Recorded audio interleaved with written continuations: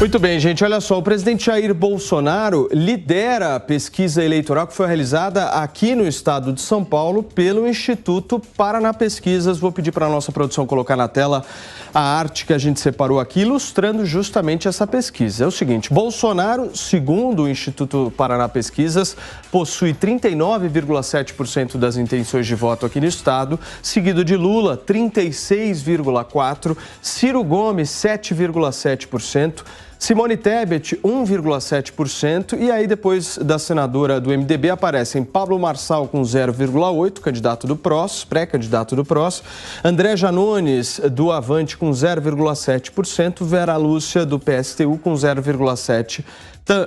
Também, Luiz Felipe Dávila, do Partido Novo, 0,4%, José Maria Emael, 0,3%, Sofia Manzano, 0,2%, Luciano Bivar, 0,1% e não pontuou Leonardo Péricles, com nenhum, com traço. 7% respondeu que não prefere nenhum, ou vai votar nulo ou vai votar em branco, 4,4% respondeu que não sabe.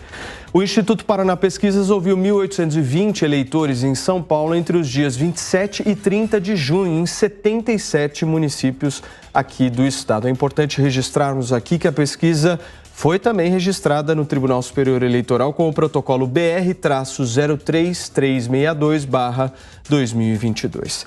Girando o assunto aqui para que a gente possa falar um pouquinho mais do que aconteceu no final de semana, uma foto compartilhada pela assessoria do ex-presidente Luiz Inácio Lula da Silva sobre o ato realizado no fim de semana em Salvador apresentou uma sobreposição de imagens, como nós vemos na tela. Como a gente pode observar, nas marcações feitas na foto existem pessoas repetidas no retrato. Logo em seguida, a assessoria do Partido dos Trabalhadores veio a público dizer que que esta foto foi um bug e divulgaram, inclusive, a foto que dizem ser a foto original. Mas o que eu quero saber de você que nos acompanha hoje, quero que você vá agora no site da Jovem Pan News, corre lá no jovempan.com.br, vota, participa. E a pergunta de hoje é justamente sobre essa imagem.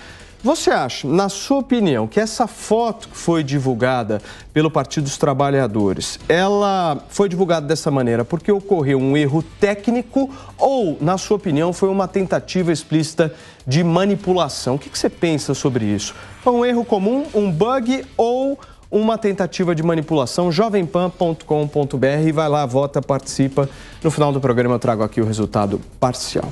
Olha só, muitos recados antes da gente começar aqui o nosso debate. Um importantíssimo, hoje temos uma presença ilustre, Alfredo Scaff participa com a gente do nosso 3 em 1 hoje. Alfredo, muitíssimo obrigado por ter aceitado aí o nosso convite. Em primeiro lugar, seja bem-vindo ao debate.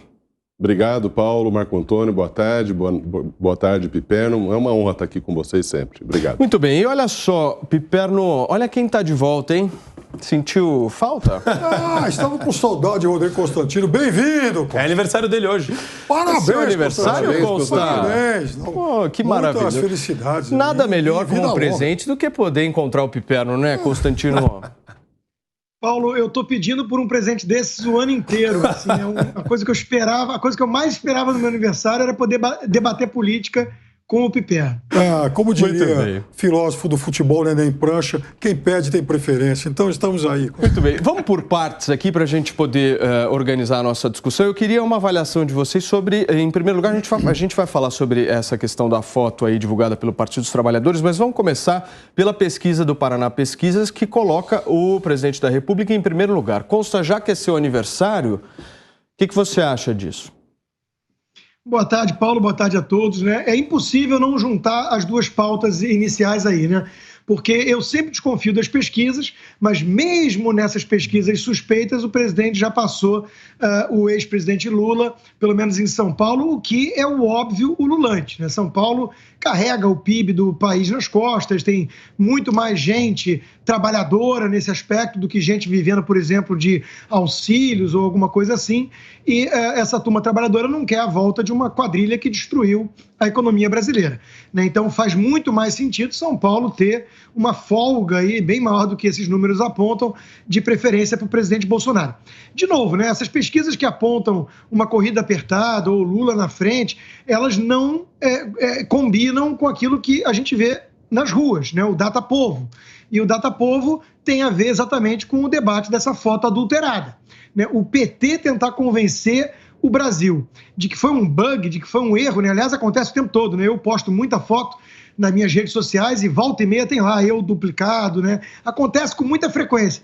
Isso é análogo, né, Paulo, àquela desculpa do Joãozinho que não trouxe o dever de casa porque o cachorro comeu, né? Então é um negócio tão ridículo, tão patético, e fica evidente que o PT está tentando mascarar a ausência de popularidade do ex-presidente. Quer dizer, Lula faz comício, tem os sindicatos, convocam todo mundo, os artistas vão fazer showzinho, tudo isso para tentar criar uma pequena multidão ali e num zoom, né, do drone você conseguir dar uma sensação condizente com as pesquisas, e mesmo assim não tem gente, né? Então precisa fazer isso, precisa duplicar, clonar virtualmente indivíduos, eleitores do PT, porque encontrá-los de carne e osso nas ruas está mais difícil do que encontrar uma agulha no palheiro. Alfredo, eu queria uma análise sua justamente dessa dianteira aí que o presidente da República toma aqui em São Paulo. Eu fiz questão de pegar esse dado do Instituto Paraná Pesquisas e fazer uma comparação com a pesquisa anterior. Havia uma diferença na pesquisa anterior de 4,1% entre os dois. Essa diferença diminuiu para 3,3 pontos percentuais. Paulo, boa tarde a todos os colegas. Parabéns, Constantino, muito sucesso para você. Olha, Paulo, a gente vem comentando pesquisas há uns bons meses, né? Quase 4, 5 meses que as pesquisas vêm aí toda semana. E eu tenho sempre dito o seguinte, na medida em que a população vai vendo o esforço do governo federal, o ajuste fiscal, a responsabilidade fiscal, aquilo que é possível ser feito, o pacto federativo entre executivo e parlamento, como nessa PEC que acabou de ser aprovada, com esforço do Senado, dos governadores e todos mais. Eu acho que é por aí que as pesquisas vão começar a mudar. É normal que os números comecem a mudar, que o recall comece a baixar e que o presidente Bolsonaro, e aqui vai uma crítica minha, já fiz isso várias vezes, esse governo federal se comunica muito mal. Ele se comunica pouco naquilo que fez muito. E fez muito num período pandêmico, num período de quebradeira econômica, num período em que o planeta praticamente parou. Então é muito importante, eu acho que a população dia a dia, Paulo, vai começando a entender que existe um esforço, que existiu uma positividade no governo federal, um governo que pegou todas as estatais dando prejuízo, agora as estatais dão dezenas de bilhões de reais de lucro, como a própria Petrobras, não obstante o preço do barril ter aumentado, mas tudo isso acaba somando e a população começa a entender que o governo pode ter uma chance de um período de 4 anos normal, sem pandemia, sem guerra, porque é tudo isso que a gente precisa. Todos nós brasileiros queremos isso, né? Muito bem. Deixa eu provocar um pouquinho vocês, Marco Antônio. Eu quero saber o seguinte, se o Bolsonaro está na frente nas pesquisas, o Instituto é confiável? Boa tarde, Paulo. Boa tarde a todos. Na verdade, eu enxergo que aqui em São Paulo você tem uma tendência de uma eleição polarizada, como a gente já tinha falado várias vezes, entre Haddad, na figura do Lula, porque vai ser o palanque aqui, o Haddad vai abrir esse palanque do PT para o Lula, e o Tarcísio. Isso daí é uma premissa, uma presunção muito válida dentro do estado de São Paulo. Agora, você pergunta para mim, Marco, existe uma tendência das pesquisas que nós tanto criticamos virarem? Sim, eu acho que sim. Mas não quer dizer que eu estou atribuindo uma maior validade às pesquisas. Isso quer dizer que dentro do contexto aí do ambiente que elas são realizadas, 2.000 pessoas, 1.800 pessoas, eu acho natural que as coisas comecem a se equilibrar. Até porque é engraçado isso, Paulo. Você tem uma predileção maior pelas pesquisas. O Zé Maria Trindade, por exemplo, fala que ele não briga com pesquisa. Mas eu acho interessante, quando a gente olha para a realidade, quando a gente olha para as manifestações públicas de apoio ao Bolsonaro, e quando você vê o Lula, ou pelo menos a equipe do Lula, brincando de Stalin, né? Só que ao contrário, o Stalin apagava as pessoas das fotos. Eles fazem algum tipo de tramóia ali, eu não sei, falam, não, porque a foto foi panorâmica, então duplicou sem querer.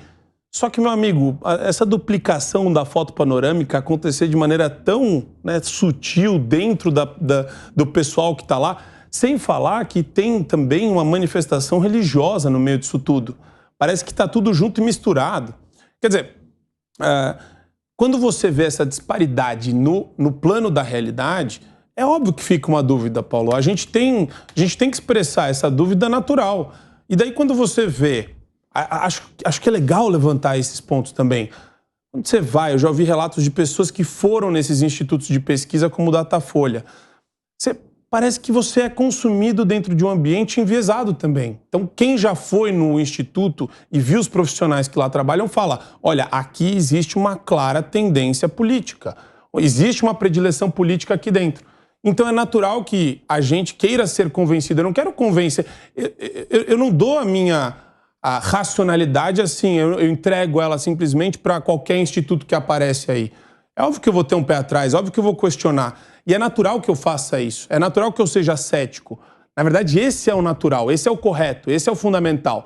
Que nós sejamos céticos com relação a dados que nos são apresentados em discrepância com aquilo que a gente vê na realidade. Então, eu não acho que é um problema a gente questionar a pesquisa quando ela dá uma disparidade tão grande assim entre Lula e Bolsonaro. E eu já falei, era o Daniel que estava aqui, mas quando eu falei pro Piperno. 90 dias antes, 100 dias antes da eleição, Aécio Dilma era 38-20. 38-20 são cenários eleitorais. Você fala para mim, foi uma campanha que terminou, um período eleitoral que terminou 51-49. Aí, óbvio, o Piperno tentou explicar, ele tenta oferecer a razão por detrás disso, mas é uma disparidade que não para de pé, ela não se justifica. Só uma pergunta, nesse meio do caminho, você citou a questão do Aécio Neves, teve uma campanha, né? É para isso que serve a campanha. Mas é isso que eu estou falando. Mas eu enxergo que a polarização já é muito mais forte do que dentro da campanha. A campanha ela vai ajudar muito, mas eu não consigo enxergar essa disparidade, esse é o único ponto. Perfeito. Piperno, eram gêmeos na foto ali, duplicada as pessoas? Ou não? Não, foi um erro. Boa tarde a todos mais uma vez. Foi um erro, sim. Agora, mesmo você pegar a outra versão da foto, a avenida lá era mais estreita do que essa foto que apareceu duplicada, mas absolutamente lotada, tomada lá por populares. Mas sobre as pesquisas, se a gente colocar outra, vai ver também que a avenida estava totalmente congestionada também, só que mais estreita. E, aliás, todos os jornais da Bahia, inclusive, mostraram isso. Bom, sobre o levantamento que o Instituto Paraná faz e dá agora, dessa vez, uma margem um pouquinho menor em favor do presidente Bolsonaro, na última sexta-feira, é importante a gente destacar que o Datafolha apresenta também a sua pesquisa feita no estado de São Paulo, dando 13% de vantagem para o ex-presidente Lula, que, de acordo com esse instituto, também tem larga vitória em Minas Gerais e tem uma vitória apertada no Rio de Janeiro. Hoje, por exemplo, eu vi no jornal goiano uma pesquisa IPESP, outro instituto importante, que, aliás, por pressões e tal, deixou de divulgar a sua pesquisa presidencial em âmbito nacional nesses últimos dias, nas últimas semanas. E na região centro-oeste, por exemplo, o presidente Bolsonaro tem o dobro de preferência do ex-presidente Lula. Então, são cenários que não surpreendem muito. Surpreende quando tem algum instituto que aponta números que saem muito da curva. Agora, isso significa que um lado já ganhou, outro já perdeu? Não. Eu acho até que se não houvesse nenhum fato anormal, é provável que isso não mudasse muito. O Marco sempre chama atenção para essa eleição de 2018, é claro que mudou, inclusive porque no final a Marina Silva, que teve 21% no primeiro turno, ela passou a apoiar o Aécio. Então é natural que o Aécio tivesse ganho aí, né, muitos eleitores de uma outra corrente política. Agora, qual talvez o grande... Há dois fatores ainda que talvez possam mudar, possam transformar demais os resultados dessa eleição. São dois imponderáveis. Um vai ser a campanha na televisão. Tá? Todos os partidos preparam aí investimentos grandes para isso. 2, a PEC Silvio Santos. A PEC do quem quer dinheiro, sabe, Paulo? Aquele programa que ele fazia um aviãozinho e jogava dinheiro pro povo. Não, tem que tirar o chapéu pro Piperno. Ele consegue ser muito criativo, eu vou te falar. A PEC Silvio Santos, quem quer dinheiro? Então vai dar dinheiro para todo mundo. Aliás, liberais como Roberto Campos, Milton Friedman e tal, devem estar se contorcendo na tumba, né? Muito bem. Constantino, por favor, eu vi que você pediu, mas eu preciso que você ligue o microfone, por favor. Não, tá ligado aqui. Tem alguma coisa aí com vocês. Foi. Então, Piperno, não precisa imaginar o Roberto Campos se contorcendo no túmulo, não. Roberto Campos, como um liberal inteligente, ele entendia também a importância do contexto, das circunstâncias. Ele, por exemplo, lembraria, e ele também não era desmiolado, não tinha amnésia, que nem muitos jornalistas, ele lembraria que tivemos ainda há pouco uma pandemia, com uma reação à pandemia insana promovida por tucanos e petistas, fecha tudo, a economia fica para depois e dane-se, né, umas coisas assim bastante malucas. Não, a direita também, Ronaldo Caiado também fez isso, hein? Sim, muita gente associada à direita errou feio e embarcou nessa aí. Mas foi uma ideia defendida, acima de tudo, pela turma da esquerda e pela imprensa, né? Todo mundo defendeu menos o Bolsonaro. Direita e esquerda, menos o Bolsonaro. Então, que bom que... Olha, isso é a maior campanha que você podia fazer.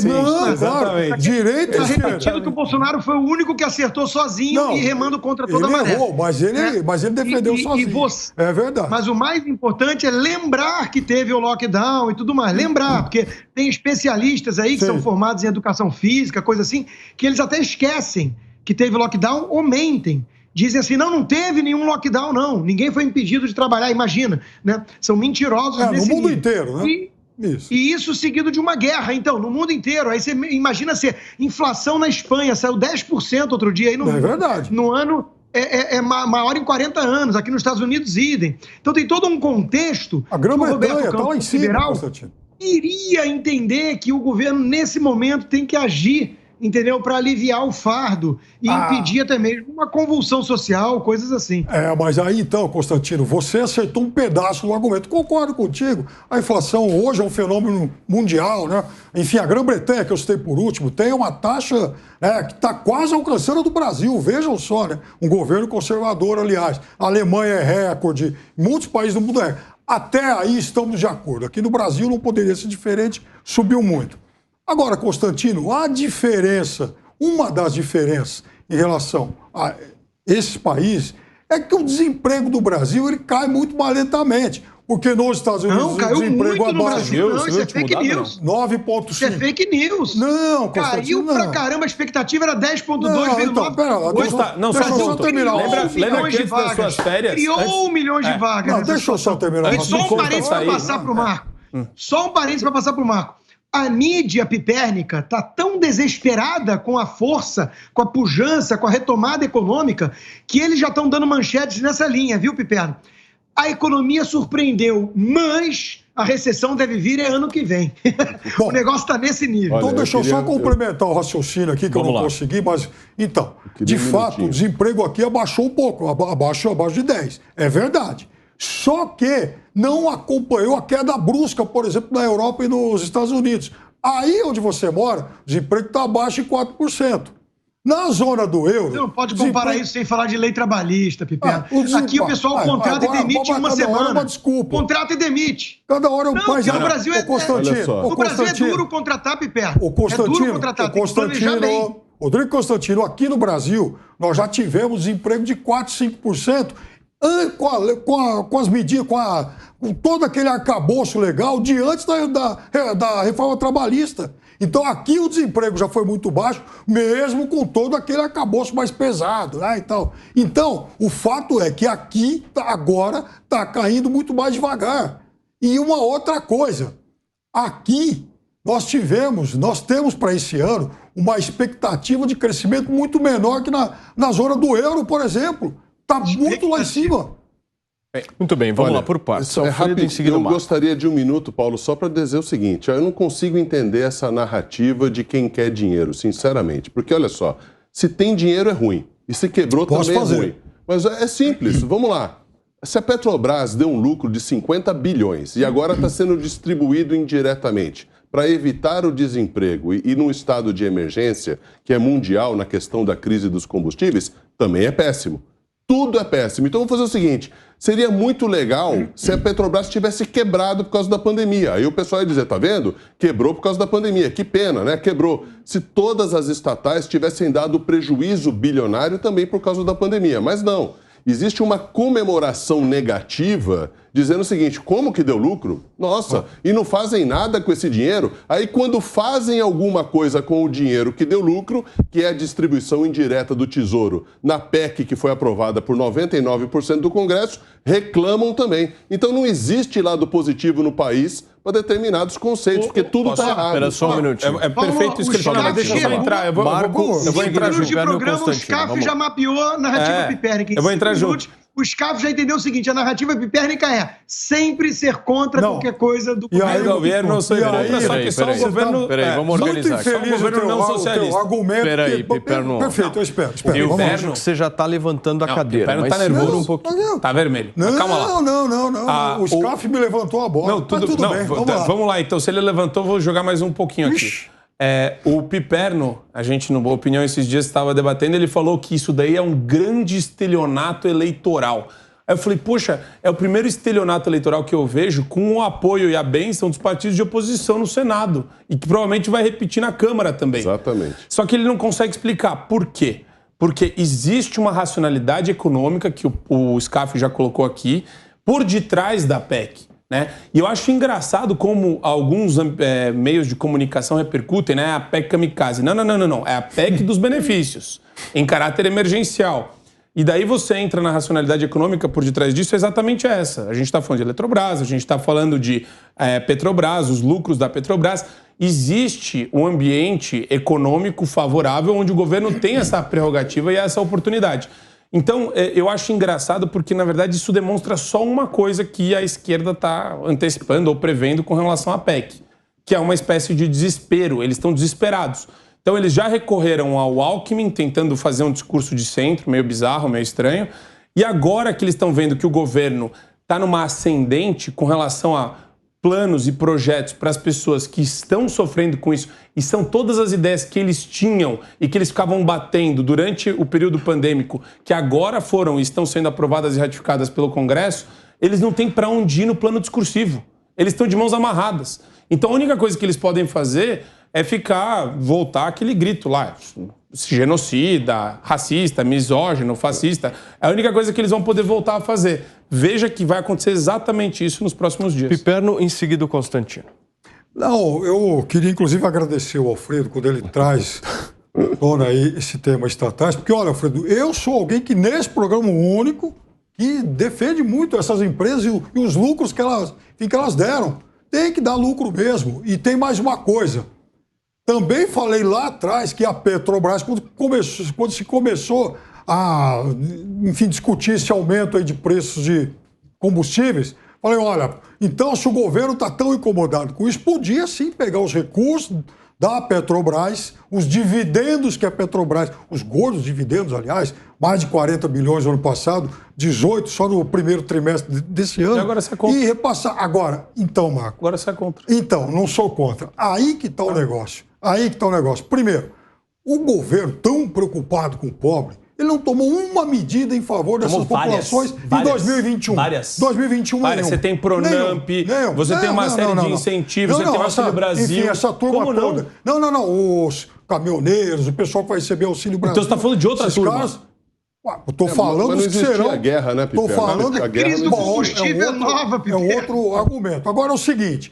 Quem disse que o governo está fazendo isso por compaixão? O governo está fazendo isso porque ele está vendo nas pesquisas que ele está absolutamente liquidado. Não, Piperno, ele seguinte, precisa beneficiar... Programa social, só o governo Lula que pode fazer. Não é o governo Bolsonaro roubou a questão social do programa do PT. O Alfredo Scaff, ele não fez absolutamente nada em 2021 para essa população. O que ele fez para quem ganha até 2 salários mínimos? Não, já existiu o auxílio. Em 2021. Já existiu o auxílio. Não, aquele auxílio foi em 2020. Mas, Piperno, a questão agora é emergencial. Em 2021, quando o desemprego era maior, ele não fez nada. Sim, mas ele não fez nada. A PEC agora é emergencial, contanto que ela tem prazo para terminar.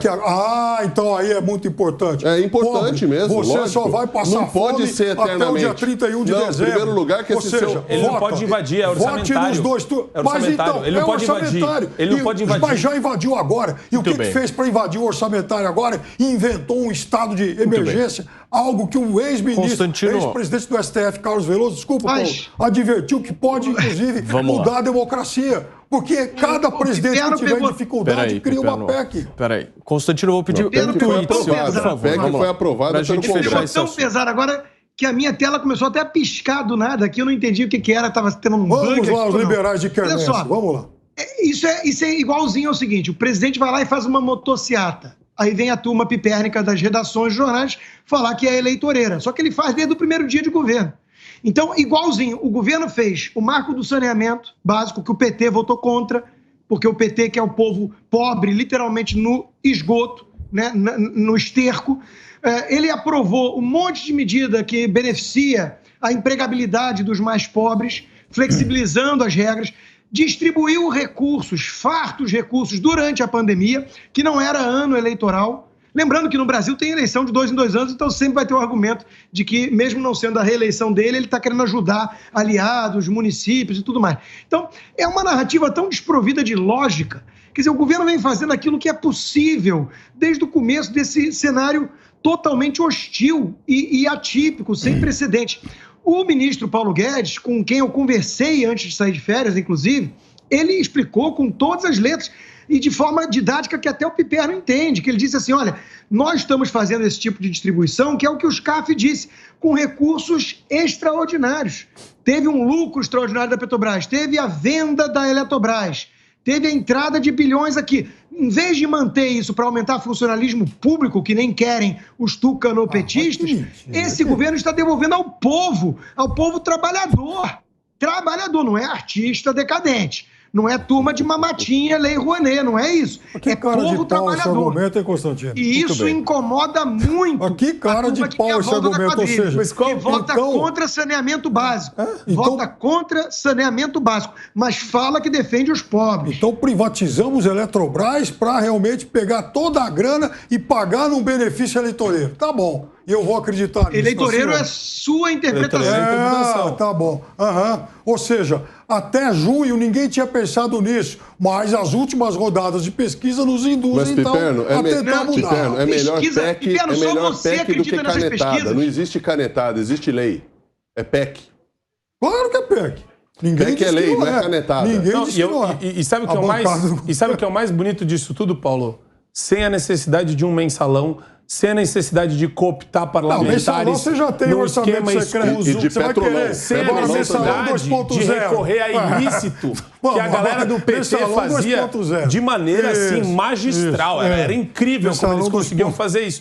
Então é tudo dentro dos conformes da Constituição. Apesar de termos várias críticas à Constituição, ninguém está mudando regra de jogo nenhum. A gente está fazendo dentro do que estabelece a Constituição. É como disse, Alfredo, o ex-presidente do STF, Carlos Veloso, em uma entrevista semana passada. Essa PEC, esse esforço do governo em decretar esse estado de emergência, essa coisa fajuta, isso é um atentado contra a democracia. Você sabe por quê? Se abre a porteira para que amanhã, depois, qualquer presidente em dificuldade em ano eleitoral resolva fazer a mesma coisa. Contanto que ele aprove uma PEC. Contanto que ele aprove uma PEC com 3/5, ótimo, tudo bem. Aí vale tudo. É lógico, não é que vale tudo. A oposição votou a favor, isso é vale tudo? Não, isso é consciência. Porque até então era um governo justo veríssimo, eu quero que o povo se exploda. Agora é não, quem quer que se exploda é quem fala o seu candidato que diz que não precisa ter teto fiscal e nem obedecer a responsabilidade fiscal. Teto fiscal isso tem nome. Isso existe tem nome. Teto fiscal não, agora? Existe dinheiro. Agora existe dinheiro. Existe responsabilidade fiscal agora? Tem origem o dinheiro. O dinheiro existe. Existe. Fala, Constantino, só para a gente finalizar. Existe responsabilidade. Esse é um governo que não abandonou a austeridade fiscal, em que pese o cenário para lá de hostil. Né? Imagina, veja, a Dilma e o Lula conseguiram colocar a inflação nesse patamar sem crise internacional. O Lula não. Imagina o que teria acontecido com o Brasil se o presidente fosse o Fernando Haddad. Imagina o que teria acontecido com o Brasil. O Lula não. Eu sei. Você precisa se Não atualizar. precisa imaginar. Peraí. Olha para o lado. A Argentina está logo ali. Tem um governo lulista.